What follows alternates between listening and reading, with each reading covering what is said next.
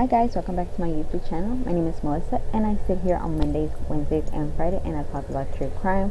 Friday I talk about missing children and I also talk about different topics. This is my third video of the day. If you haven't seen my other two, go ahead and watch those. You know what, no, stay here and finish watching this one. This is my third video, so today I'm going to be talking about being Black History Month. I want to talk about Rosa Parks. I'm going to be doing those type of videos the whole month of February just to celebrate Black History Month. So if you like true crime and you want to see what other topics I talk about, go ahead and subscribe and hit the notification bell so you can be notified every time I upload. So before, let me start with the quote that I just found that basically defines everything that us as Americans and in general we go through every single day. So it says, darkness cannot drive out darkness, only light can. Do that. Hate cannot drive out hate, only love can do that. So that is the inspiration of the day. So today I will be talking about Rosa Parks. So we're going to be doing 10 facts that you may not have known about her, or me neither, because I never paid attention in history.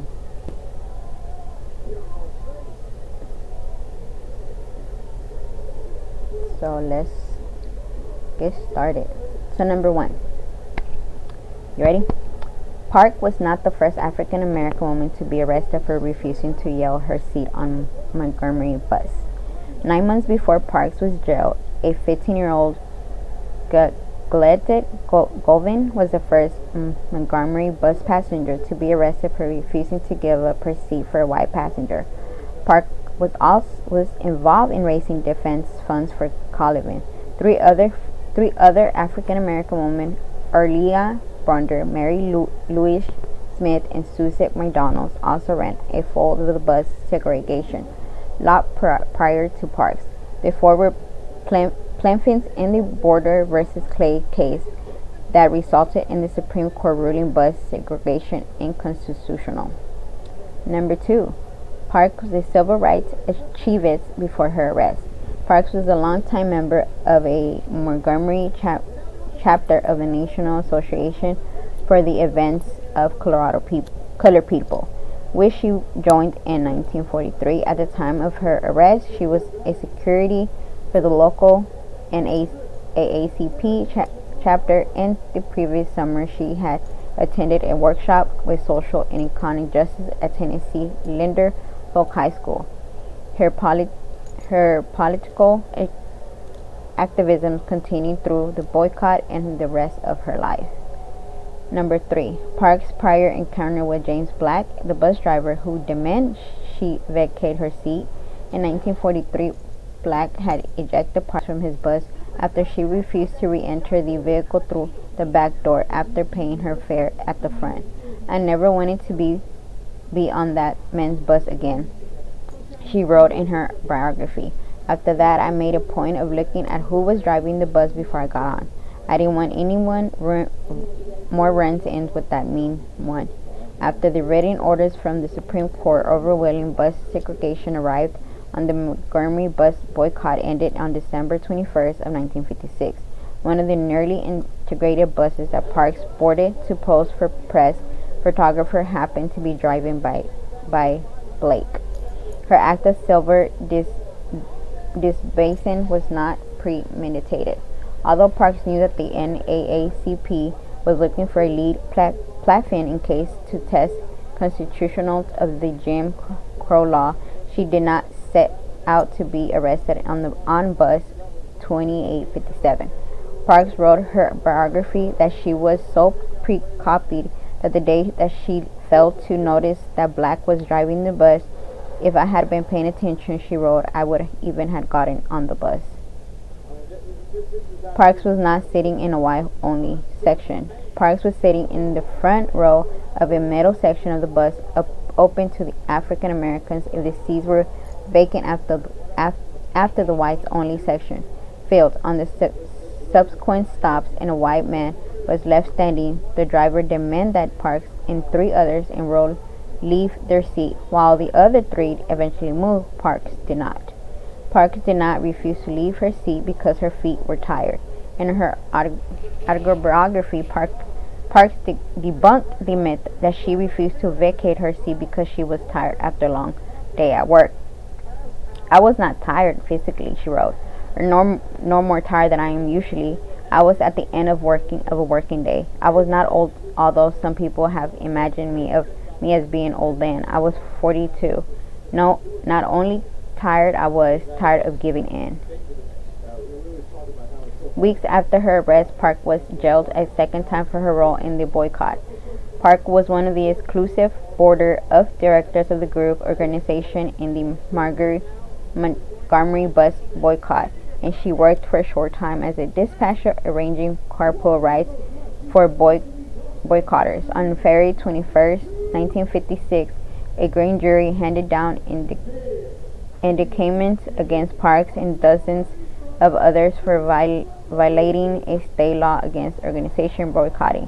She and 114 others were arrested, and the New York Times ran a front-page photographer of Parks being fingerprinted by police. Park was forced to move from Montgomery soon after the boycott. Weeks after her arrest, Park lost her department store job, although she was told by the personal officer that she was not because of the boycott. Her husband quit his job after being told that there could be no discussion of the boycott or his wife in the workplace. Throughout the boycott and beyond, Parks received threatening phone calls and death threats. In 1957, she, along with her husband and mother, moved to Detroit, where she eventually worked as an administrative aide for Congressman John Quincy Jr. and lived the rest of her life. Park was the first woman to lie in honor of the USA Capitol. After Parks died at age 92 on October 24,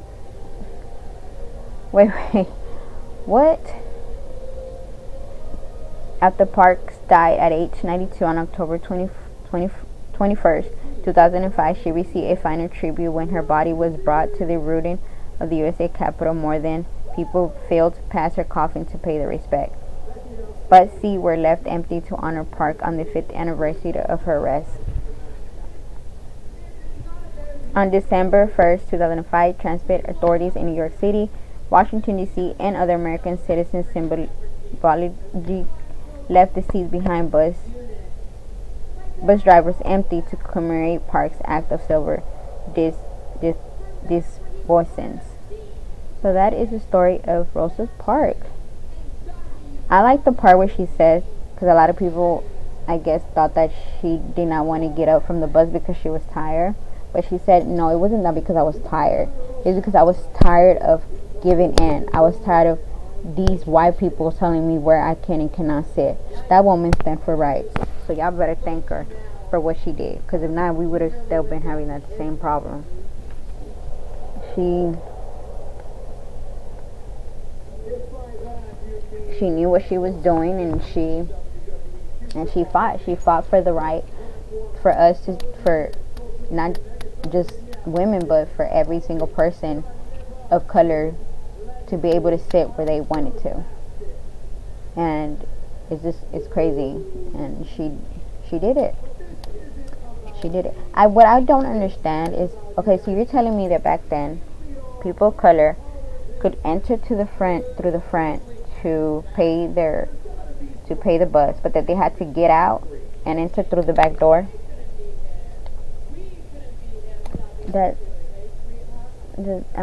me that don't make no sense. I'm just saying.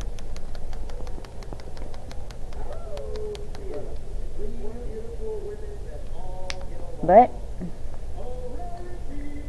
she made a difference, and now because of her, we people of color can sit anywhere in the bus, and we should be proud of her, and we should give her thanks. I did not know that she died in 2005.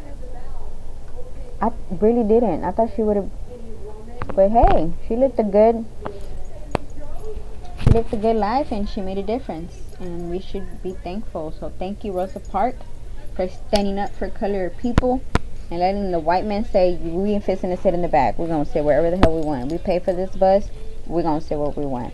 Thank you, and I hope you rest in peace.